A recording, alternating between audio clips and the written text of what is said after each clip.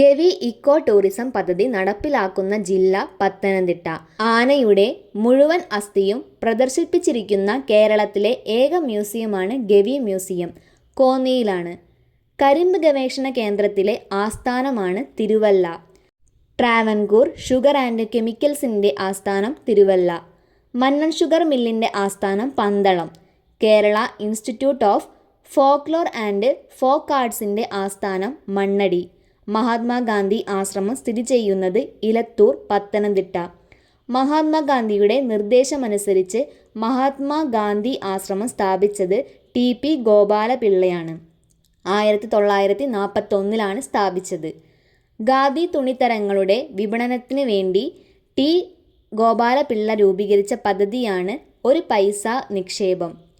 ചിലന്തി ക്ഷേത്രം സ്ഥിതി ചെയ്യുന്നത് കൊടുമൺ. ആശ്ചര്യ ചൂഡാമണി രചിച്ച ശക്തിഭദ്രൻ ജന്മസ്ഥലമാണ് കൊടുമൺ. ഗുരു നിത്യചൈതന്യയുടെ ജന്മസ്ഥലം വാകയാർ.